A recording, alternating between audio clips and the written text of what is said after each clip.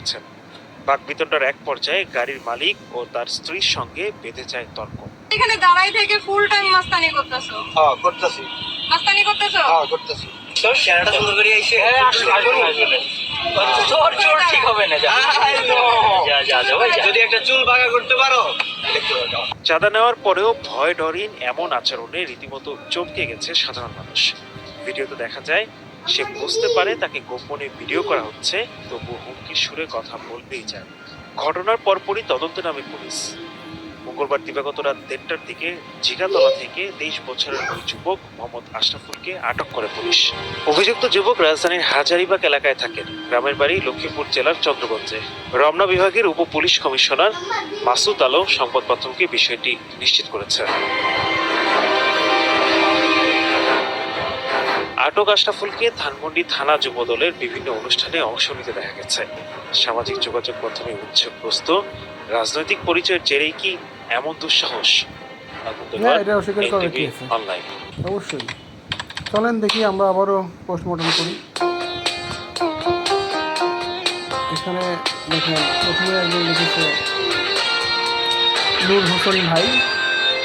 তিনি লিখেছেন, ভাই বাংলাদেশের মানুষকে একটা কথা বলি, হোক আওয়ামী লীগ হোক বিএনপি, কোনো দলকে ভোট দিয়েন না। যে সরকার আছে সেই সরকারকেই সাপোর্ট করেন, দেশ অবশ্যই উন্নত হবে। হ্যাঁ, এটা তো সবার মানুষ যাচ্ছে।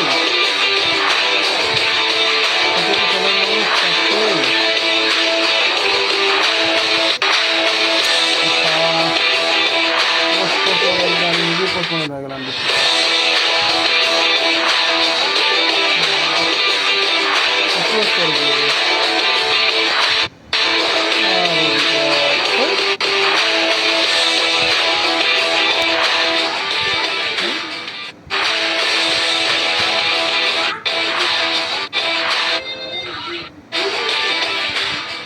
চলেন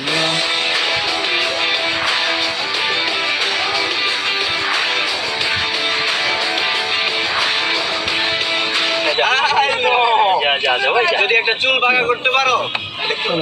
চোখে মুখে ভয়ের লেশ মাত্র নেই। ভাবটা এমন, আমি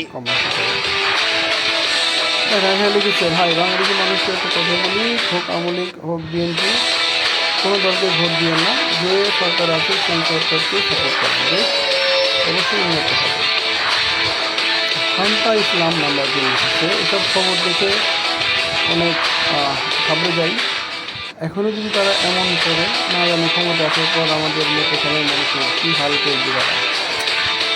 হ্যাঁ, এটাও তো চিন্তার বিষয়। বীর লিখেছেন, দেশে এখন যত অপরাধ সংগঠিত হচ্ছে তার 95% ভাগের সাথে বিএনপি ও তাদের অঙ্গ সংগঠনগুলো জড়িত। হ্যাঁ, এটা মোটামুটি বলা যায়। দেন NH সোহেল বিডি ভাই লিখেছেন, এরা ক্ষমতা আসার আগে লুটপাট শুরু করছে, ক্ষমতা পেলে আওয়ামী লীগ থেকে জঘন্য হবে। সত্যি। দেন হচ্ছে আব্দুল মোতালেব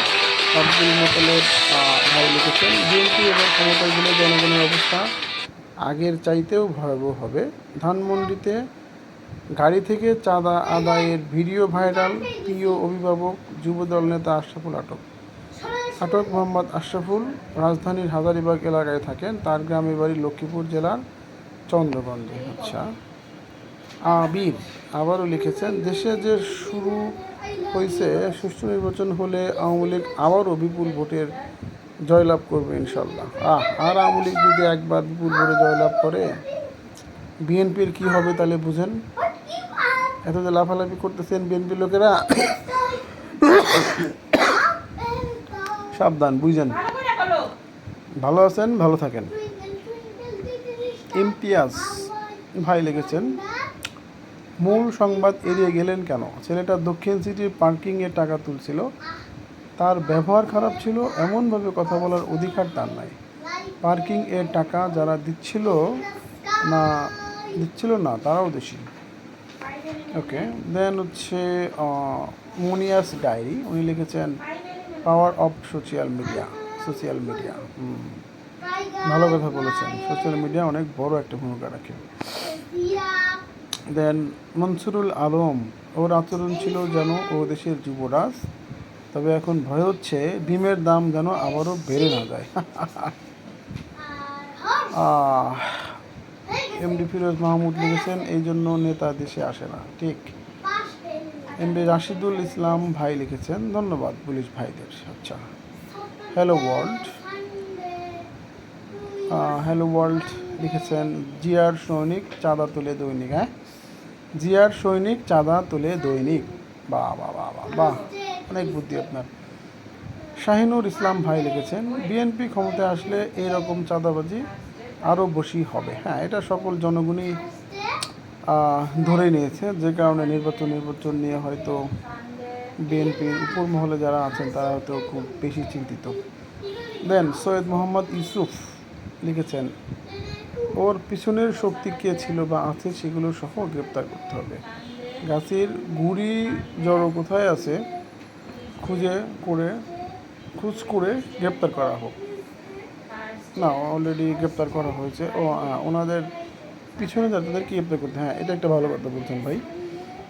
দেখা হচ্ছে আব্দুল গাফফার ভাই বলেছেন এই চাঁদার টাকা কাদের কাছে যায়, ভাগবাটোরা কে কে পায়, সবাইকে আইনে আওতায় এনে বিচার করা উচিত। আসলে ডক্টর ইউনূস স্যার চাইলে সব কিছুই করতে পারেন, সবাইরে হেরাইয়া পিড়াইয়া পাঁচার তাল লাল কইরা সবাইরে আবার জেলখানায় ঢুকায় রাখতে পারে, দৌড়ের উপর রাখতে পারে, কিন্তু উনি নেহায়েত ভদ্রলোক বলে কিছু বলতেছে না।